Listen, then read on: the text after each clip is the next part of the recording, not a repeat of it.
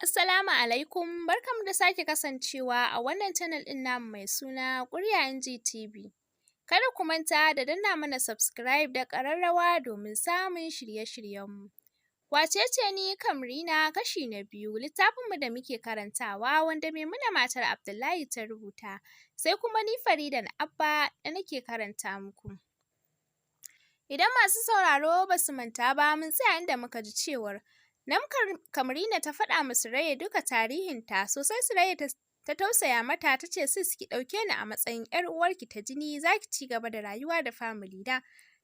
Daga yau ki ɗauke ni yayarki. Murmushi Kamrina ta yi tana godiya ita kwa Surayya ta rungume ta tana mai jin ƙaunarta a ranta kamar ‘yar uwarta. To a nan za mu tsaya yanzu insha Allah za mu ɗora. A haka su Kamrina suka isa tsalelen gida faɗar tsaruwarsa ɓata lokaci ne gidan ya haɗu ba kaɗan ba.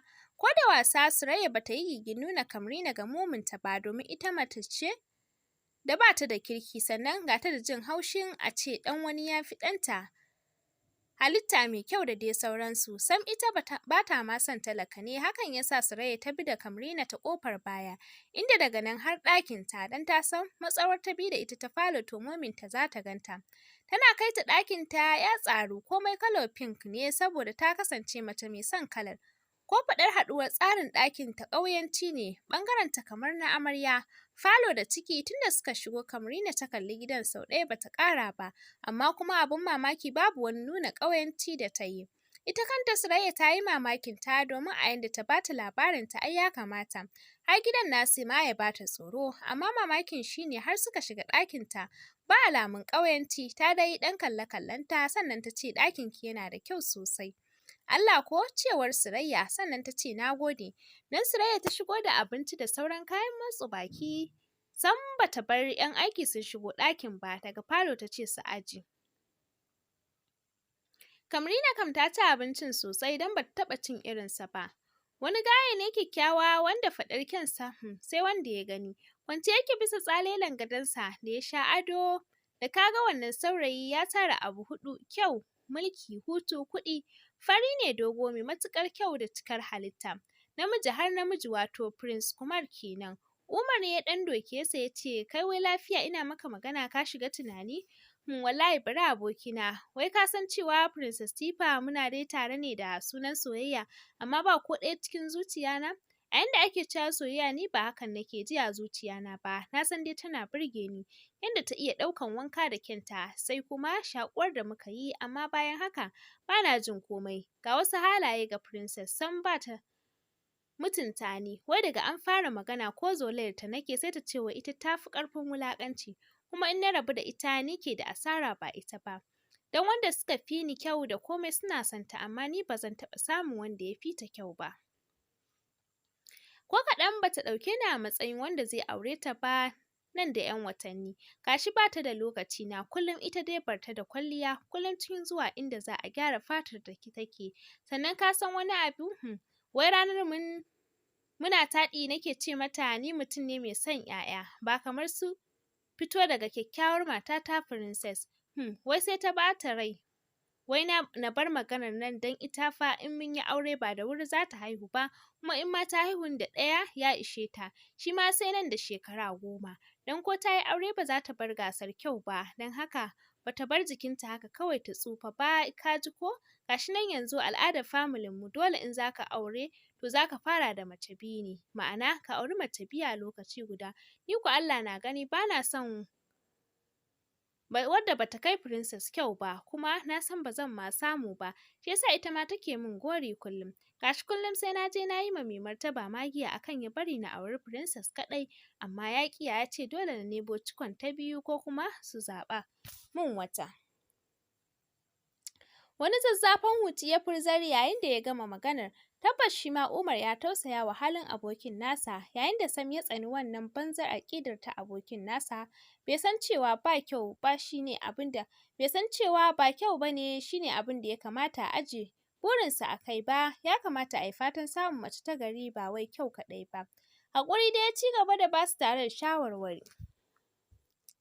A ɓangaren Princess Tifa kam a yanzu kyanta ya ƙara ƙaruwa yanda kullum take cikin gyaran jikinta. Ga gasar su ta kusa nan da wata biyu, wannan gasar ta fi yin shiri a kanta.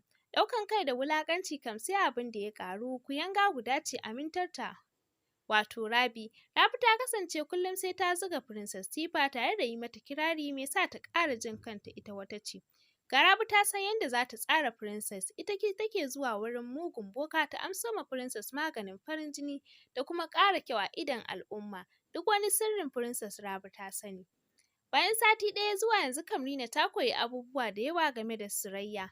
Komai nuna mata Surayya take kasance wani buri da ta ci gashi Kamrina akwai saurin ɗaukan abu. Sam Surayya bata kai Kamrina falansu ba.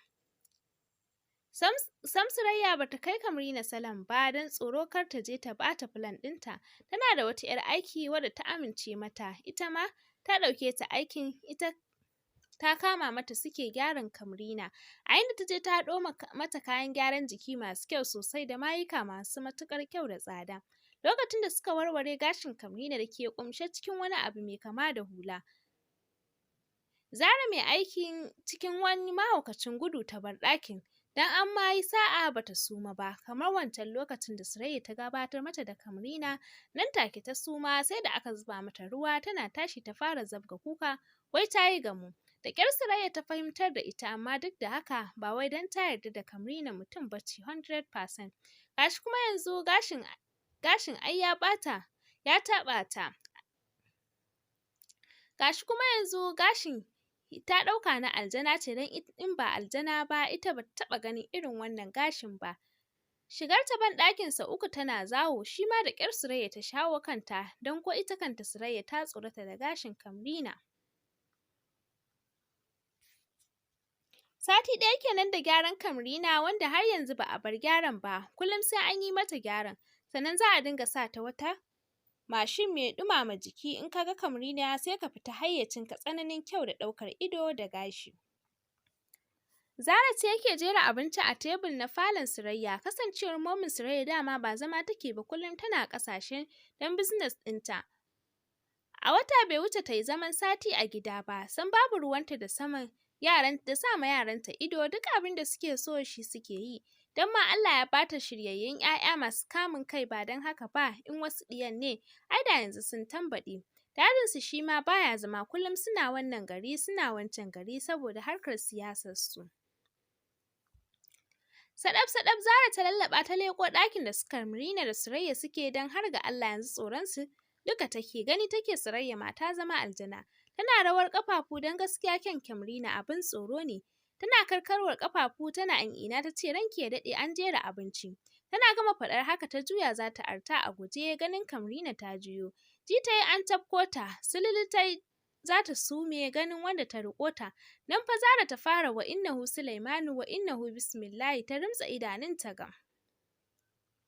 Murmushi Kamrina ta yi sannan ta fara magana cikin sanyi da zazzaƙan muryarta mai rikita mace ma. To ina ga namiji in ya ji? Ta ce Zara buɗe idanunki, ina so ki natsu ki fahimce ni na miki magana. Dan ni ma mutum ce kamar kowa, kamar yadda kike ba aljana ba ce ni kaina ina tsoron aljanin. Dan da na gansu zan iya artawa a guje yanzu. Dan na fi ki bala'in tsoron su. Ta faɗi haka tare da ƙyalƙyacewa da dariya. A hankali Zara ta fara buɗe idanu ta sauke su bisa kan Kamrina da ke riƙe da ita. Sosai Kamrina ta yi ta nusar da Zara har ta sake ta, ta kuma yarda ganin Kamrina ta fara kuka. Nan fa Zara ta yarda cewa ba aljana ba ce. Tare da ita suka ci abincin don sam Surayya ba ta ɗauki an aiki a matsayin bayinta ba. Ka ga Malam Dakata, kar ka ga dan zan aure ka shine zai baka damar yi min abin da ka ga dama. Don haka dole ko na yi aure na ci gaba da gasata, in ba haka ba fine za ka iya neman wata. Sanin kanka ne ba za ka taɓa samun kamata ba, don yanzu shekaru 10 tun da na taso ni ke cin gasar nan. Kofin diamond da zinari kullum a gidan mu yake kuma ba zai taɓa gusawa ba, cewar Princess Tifa. Tunda ta fara masifar ta yake kallon ta, takaici ma ya hana sa magana. Sai wani maɗacin miyau da ya haɗiye ya ce to naji, kin san al'adar gidanmu da mata biya ke farawa. Wannan matsalar ku ce, ka je ka nemo ta biyun, amma na san ba za ta kai ni ba ko kaɗan. Don haka ban damu ba, ka je ina jiran kishiyar tawa. Dan na san ba komai ce a wajena ba illa baiwata. Kaga ba ni da time ɗin dan lokacin gasar mu yana matsowa, kullum nake gyaran jikina sai an jima. Nan ta bar Kumar da matsanancin takaici. Wannan wulakancin nata yasa san baya son ya zo wurinta. Sam shi fa ba wani jin son ta yake ba, sai dai aure ta ne dan ya kece raini cikin abokai, amma ba komai zai ci gaba da haƙuri. Matsalarsa ɗaya ce, ina zai samu ɗayar matar ko bata kai Princess Tifa ba ya aura. Bayan wata guda, mai karatu in kaga Kamrina to tsoro gare ka ya zama wajibi.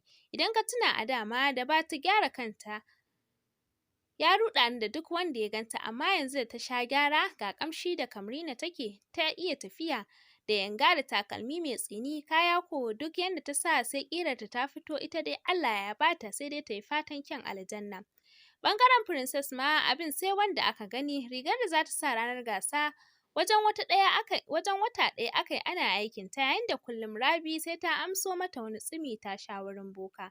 Ni kuwa na ce to fa abin nayi ne, dan abin Princess Tifa akwai ban tsoro. Momin Surayya ce ta shigo ɗakin Surayya tana faɗin wai me ke sa ta zaman ɗaki. Wani uban birki ta ja ta yi turus sakamakon abin da idanunta suka yi arba da shi. Cikin matsanancin tsoro da rawar ƙafafu don tuni fitsari ya fara zubo mata da hannu ta fara nuna wani gefe tana aljana. Kamrina ce ta ɗebo ruwa ta zuba ma Momi, can Momi ta yi ajiyar zuciya, a hankali ta fara buɗe idanu sai akan Kamrina ƙara sumewa ta yi, hankalinsu in ya yi dubu to ya tashi. Ƙara da yayyafa mata ruwa suka yi, nan ta fara farfaɗowa, amma bata koma ba, nan ta fara magiya don Allah in ma aljana ce ta yi haƙuri. Da ƙyar Surayya ta sha kanta sannan ta yi shiru. Gaban Surayya ne ya faɗi hankalinta ya tashi, tabbas ta san cewa ƙarshen zaman Kamrina ya zo. Cikin ɓacin rai Momi ta tashi ta je bisa kujera, har yanzu zuciyarta bugawa take. Ƙure Kamrina ta yi tana kallon ta, yayin da ita ko Kamrina kanta ke ƙasa. Bayan 'yan mintuna Momi ta kai dubanta ga Surayya, ranta a ɓace ce, Surayya me kika ɗauke ni? Ina so kar ki ɓoye min komai, ki faɗa min yadda kika samu wannan yarinyar. Ɓoye min wani abu a gare ta shi zai sa ki ja mata har ke ma.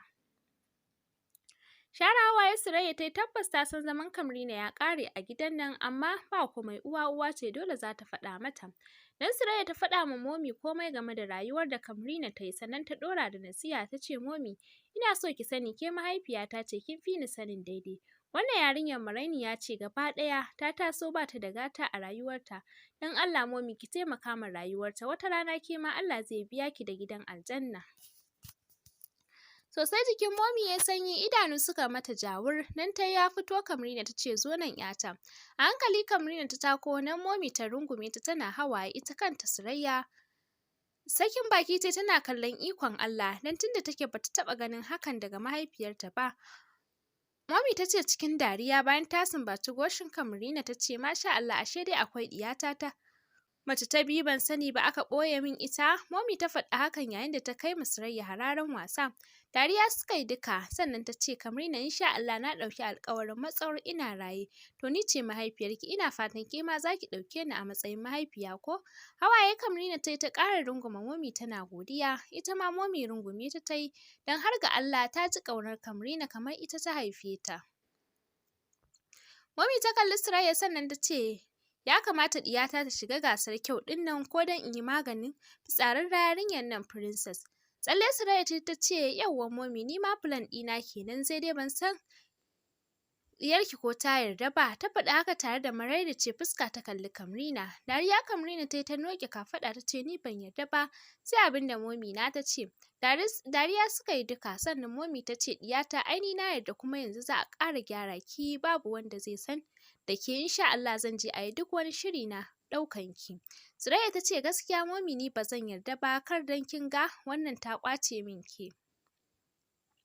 Dariya suka sa duka. Momi ta ce, ke bikinki ya kusa, dole a bar min autata. Ga yayanki nan shi ma in kun yi aure ai sai na gan ku kawai. Aka sa dariya, sannan Momi ta ce, Surayya zo ki amshi, akwai wasu lace da shaddodi da atamfofi, sai ki kira telan ki ya zo gida ya auna ta. Godiya suka yi duka. Momi ta fita ta rasa me yasa take jin son Kamrina, ta yi farin ciki sosai, tana zuwa ɗakinta ta ɗauki waya. Indiya ta kira, nan kamfaninta na Sahari da sauran kaya, tana tsaka magana ne Surayya ta zo, sai da suka gama maganar sannan Momi ta kalli Surayya ta ce Ja'ira kawai. Ki je kayan suna ɗaki na, in an jima zan je na sa sunanta a cikin masu gasar. Sannan nan da kwana 3 ku shirya Indiya za a yi sauran gyaranta da kuma kamfani na. Can za a mata kayan da za ta sa har da gyara, ke za a miki na amare na jiki da sauransu, ita za a mata na jiki. Tsalle Surayya ce tana godiya. Surayya aure za a mata ita da yayanta rana guda bayan an gama gasar su Princess. Umar sanda zai auri Princess Laila ƙanwar Jabir, yayin da Jabir zai auri Surayya. Wannan kenan. Bayan Surayya ta yi godiya ne ta koma wurin Kamrina ta ce baby Momi ta ce mu shirya nan da kwana 3 za mu je Indiya. Sun yi murna nan suka ci gaba da fira. Tun daga lokacin Momi ta je wurin ɗauka kuma an ɗauki Kamrina. Ko Umar sanda bai san da zaman Kamrina a gidan ba. Bayan kwana 3 suka ɗaga sai Indiya. Kamrina kam sai da ta shiga jirgi ta ɗan ɗaga niƙab ɗinta saboda sojawan, don Momi ta ce ta sa niƙab. Su kansu sojawan sai da suka tsorata ganin kyanta, ana shiga jirgi ta maida niƙab ɗinta. Wuri guda suka zauna suna ta fira, jirgi ya ɗaga sai babban birnin Mumbai da ke ƙasar Indiya. Da zuwansu Indiya suka sauka a wata unguwa inda ke da wani ɗan gida madaidaici mai kyau. Gidan Momi ne da take sauka in ta zo duba kamfaninta. Suka shiga. Momi ta ce yauwa kun ga gidan Isaac Khan? Wani yaronta da ke mata gyaran gida ba Indiya ne. Ta ce kun ga ma ya gyara, ku je ga ɗaki can ku kwanta ku ɗan huta. Kar a jima sai mu ci abinci sannan mu tafi kamfani. Haka ko aka yi, zuwa suka kwanta suka huta. Can bayan sun huta suka ci abinci sannan suka je kamfanin. Kamfani ne babba wanda akwai wurin da ake buga sari da kaya irin wannan na Indiyawa. Da akwai ɓangaren takalma da riguna masu kilas. Wani ofis suka je wurin manajan, nan fa Momi suka juya harshe sai Indiyanci suke. Kamrina kam sakin baki tai tana kallon su. Duk da har yanzu da niƙab take, don matsawar aka bar fuskar ta buɗe to fa sai ta ruɗe mutane. Bayan su Momi sun gama maganar suka shiga, ita da kanta ta yi zanen da yadda take so a buga doguwar rigar. Ba ta son wadda takarce za su yi yawa, sai dai daidai wa daida. Ina so ta fito Kamrina komai simple kuma class. Design ɗin da Momi ta nuna wadda take so a yoma Kamrina gaskiya yayi. Ya kuma burge kowa. Nan aka shiga da Kamrina aka auno ta. Yanda rigar za ta kama ta mata kyau, in ka ga dirinta tamkar na wata 'yar shekara 20. Dan Kamrina diri kam ƙugu da komai tana da su. Ana auna ta aka yi wajen takalma, su ma na ita kaɗai za a tsara musu shi masu. Sarƙa ma haka, kai haka dai suka yi ta zagayawa, duk wani abu na buƙata sun haɗa sa. Nan da kwanaki 10 suna fita suka je wata salon na gyaran jiki ne. Surayya nata ɓangaren daban na gyaran jikinta, za a mata gyara da har wata 3 ba zai ɓace ba, yayin da ita kam Kamrina za a mata makamancinsa, kullum sai sun zo. Momi ta bar su ta shiga gari wajen harkar business ɗinta, sai dare za ta tafi da su sannan ta kawo su 6 na safe. Yarima Kumar ne ya gaban mahaifinsa zaune. Sarki ya ce Princess kana tune da sauran kwanakin da na baka ko? Duka kwana 10 muka baka. Ka kawo matarka ta biyu, idan kuma ba haka ba mu za mu ba maka, tashi ka je. Cikin damuwa Prince Kumar ya bar wurin mahaifinsa, wurin mahaifiyarsa ya wuce. Ko da ya je ya sallama, kuyangin suna mata tausa, kayan marmari ne a gabanta kala-kala. Dan ta sallame su ganin ɗanta cikin damuwa, zuwa ya kwanta saman kujera ta alfarma da ke shimfiɗa a falon. Tashi Fulani ta yi ta zo ta dafa su ce son lafiya dai ya na ganka a wani yanayi. Momi wai ba za a bar wannan al'ada ta mata biyu ba. Gaskiya Mom, ni ban ga wacce zan haɗa da Princess ba, saboda gab mata su ne ƙasanta a kyau. Haba son, yanzu saboda Allah tun farko ga Surayya ne 'yar gidan Hajiya Saratu aminiyata. Surayya diyarta, yarinyar tana da hankali kuma tana da kyau amma kaki. Ga ta 'yar asali yanzu gashi har za ta auri wani, amma ka tsaya ruwan ido. Sanin kanka ne ba za ka taɓa samun wadda ta kai kyan Princess Tifa ba, saboda kana ga shekaru nawa Princess ke cinye gasar. To yanzu dai ba wannan ba, kar ka damu, zan kira Hajiya Saratu mu yi shawara, duk da yanzu tana Indiya. In ta dawo ka ji duk yanda muka yi, tunda ita ta fi ni yawace za ta fi ni sanin masu kyau. Idan kuma hakan bai yi ba sai a sa gasa, duk budurwa mai kyau sai ta zo nan kawai ka yi zaɓe a 'yan matan. Shi dai Kumar bai ce komai ba, yana nan yana tunani. Sati 3 na cika bayan Momin Surayya sun amso duk wani abu da ya danganci gasar Kamrina. Gyara kam sun shasa, ni kam ba ni Ni kan bakina yanzu ba zai iya faɗar kyan da su Kamrina suka yi ba. Bikin ɗin jirgi suka yi don sai sun kwana ɗaya a ƙasar Rajgur don aminiyarta tana son ganinta, hakan ya sa sai sun sauka masarautar kafin su ƙarasa gasar saura sati ɗaya. To a nan za mu tsaya a cikin wannan labari namu mai suna Wacece ni Kamrina. Ni ce taku a kullum Faridan Abba. Assalamu